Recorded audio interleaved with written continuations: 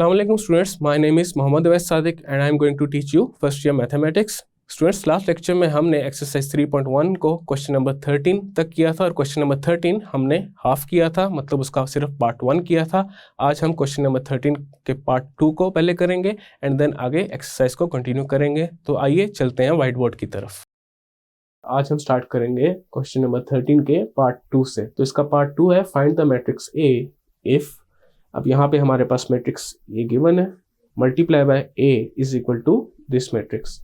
अब इसको सॉल्व करने के दो मेथड्स हैं। पहला मेथड यही है जो हमने क्वेश्चन नंबर 13 के पार्ट 1 में यूज़ किया था, जिसमें हमने ए को एक सूटेबल मैट्रिक्स अज्यूम किया था और उसमें जो कोफिशिएंट्स थे उनको हमने बाद में फाइंड किया था।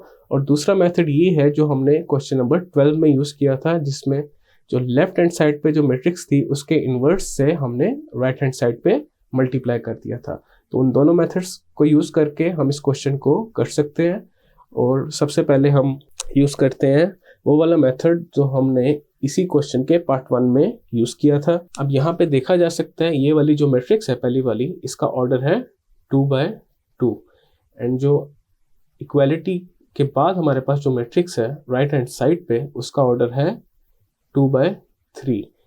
अब यहाँ पे 2/2 मैट्रिक्स को मैं किस ऑर्डर के मैट्रिक्स से मल्टीप्लाई करूं कि इक्वल आ जाए एक 2/3 मैट्रिक्स के। तो ए का ऑर्डर क्या होगा हमारे पास? ए का ऑर्डर होगा हमारे पास 2/3, बिकॉज जो पहली मैट्रिक्स है उसके नंबर ऑफ कॉलम्स और दूसरी मैट्रिक्स के नंबर ऑफ रोज हमारे पास सेम होने चाहिए, देन ही वो मल्टीप्लाई होंगी। और जो सोल्यूशन आएगा वो क्या आ रहा है? 2/3 का। तो ए का ऑर्डर क्या होगा?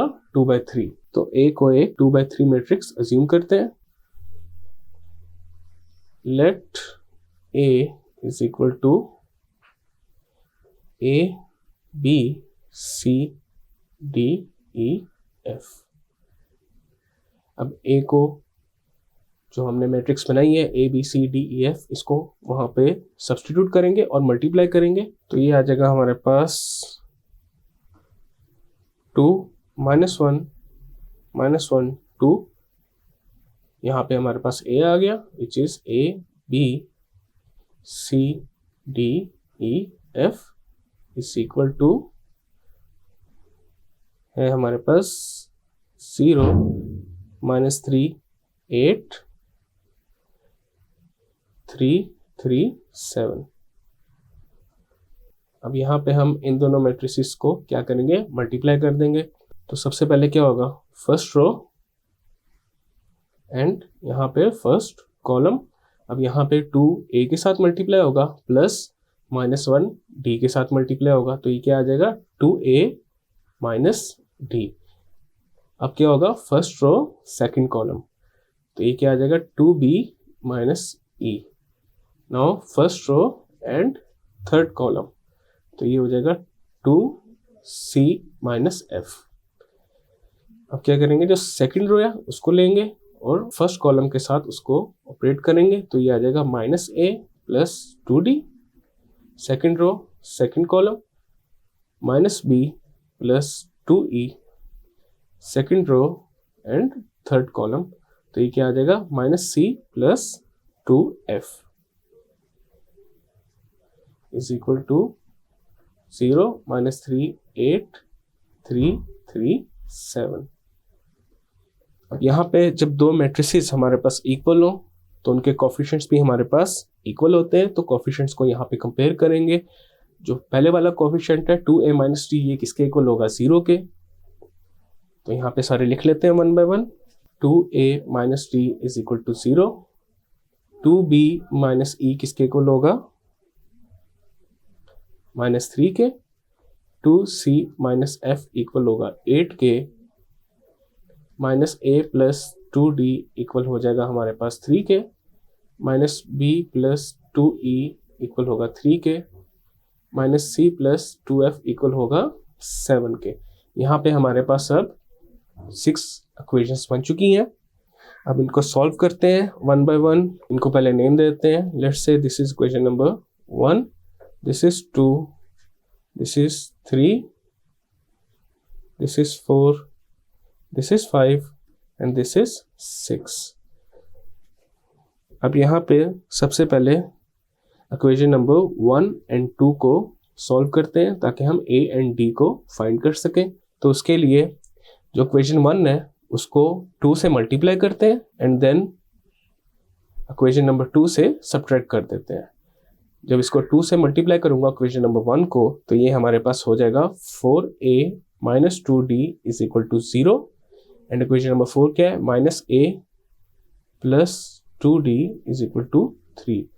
यहाँ पे इनको सब्ट्रैक्ट नहीं बल्कि ऐड भी कर सकते हैं। अगर करेंगे तो ये हमारे पास माइनस 2d प्लस 2d से कैंसिल आउट हो जाएगा। 4a माइनस a क्या आ जाएगा, 3a इज इक्वल टू 3। अब यहाँ से हम क्या फाइंड करेंगे, a is equal to 3/3। a क्या आ जाएगा, 1 के इक्वल। a हमारे पास यहाँ पे क्या आ गया, 1 आ गया।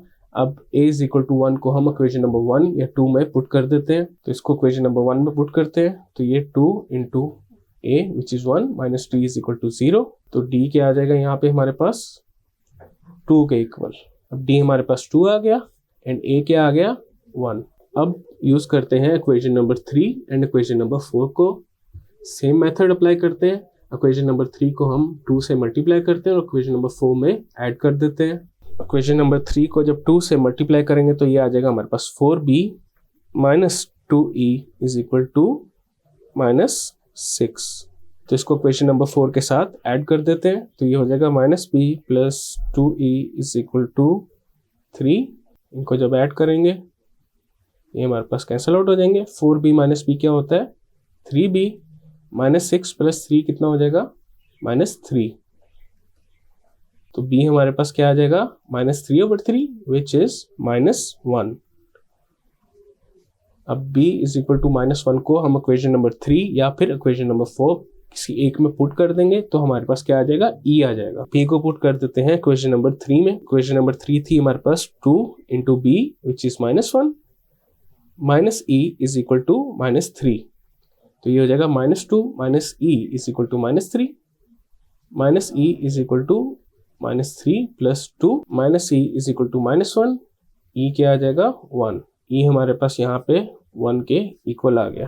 अभी उसी तरह हम लोग equation number 5 and equation number 6 को यूज करेंगे c एंड f को फाइंड करने के लिए। तो इक्वेशन नंबर 5 को 2 से मल्टीप्लाई करेंगे तो ये आ जाएगा हमारे पास 4c minus 2f is equal to 16 और इक्वेशन नंबर 6 में इसको ऐड कर देंगे। इक्वेशन नंबर 6 है minus c plus 2f is equal to minus 7।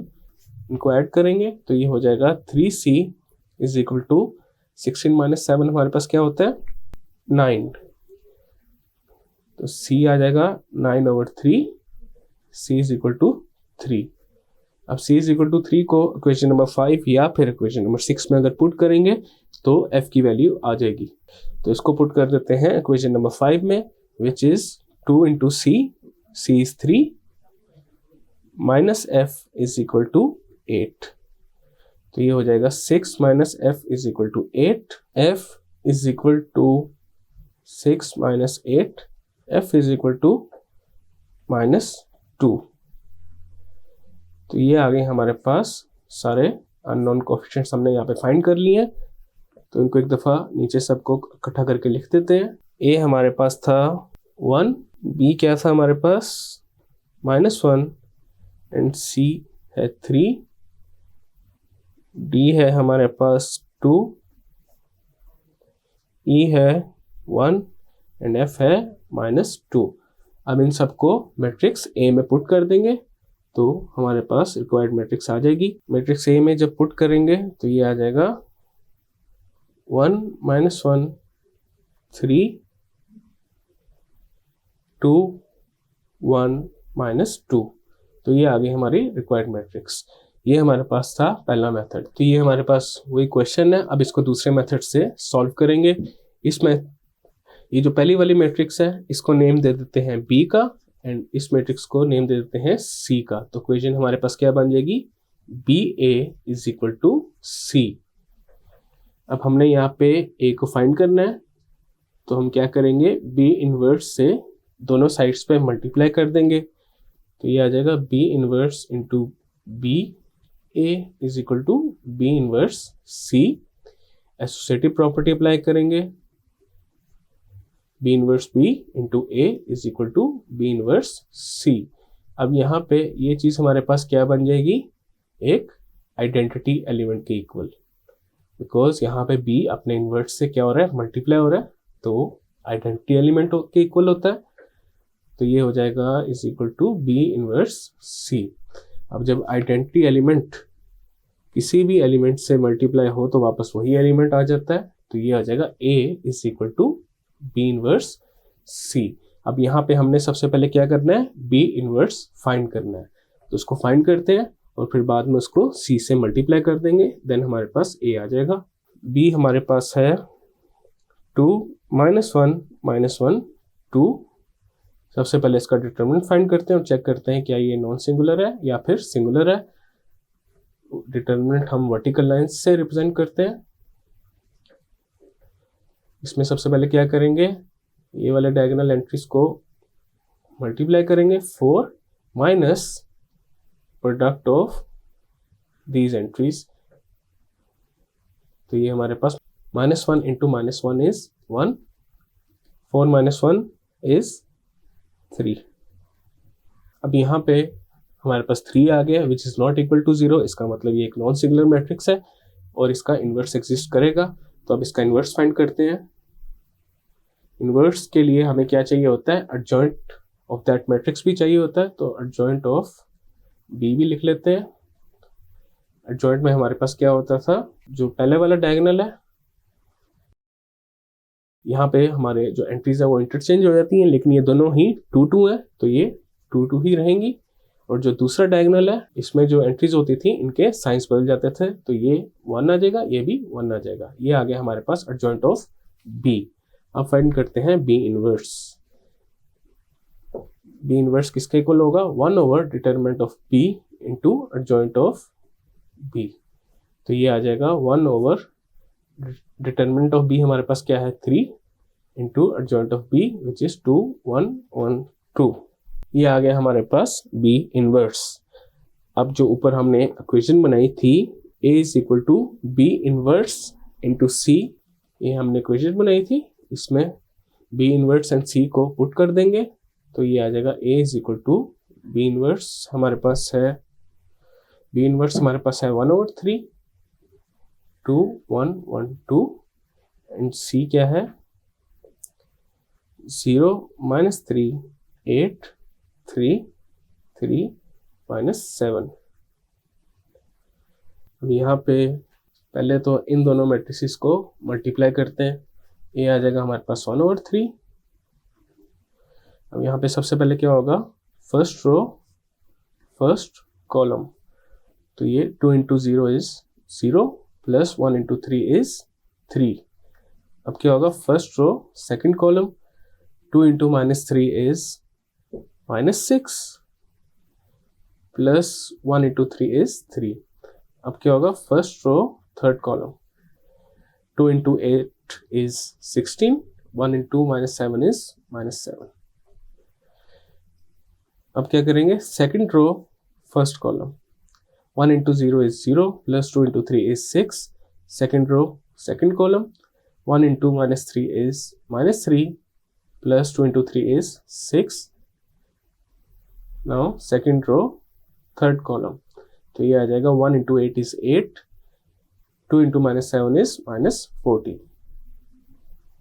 अब इसको सिंप्लीफाई कर लेते हैं, तो ये आ जाएगा A is equal to 1 over 3, 0 plus 3 is 3, -6 plus 3 is -3, 16 -7 is 9, 0 plus 6 is 6, -3 plus 6 is 3, 18, 8 minus 14 is -6। अब 1 ओवर 3 हमारे पास बाहर क्या हो रहा है, मल्टीप्लाई हो रहा है। जब कोई स्केलर क्वांटिटी मैट्रिक्स के साथ मल्टीप्लाई हो रही हो तो क्या करते हैं, मैट्रिक्स के सारे एलिमेंट्स के साथ उसको मल्टीप्लाई कर देते हैं। तो A हमारे पास आ जाएगा 3 over 3, -3 over 3, 9 over 3, 6 over 3, 3 over 3, -6 over 3। अब इसको क्या करेंगे, सिंप्लीफाई कर लेंगे।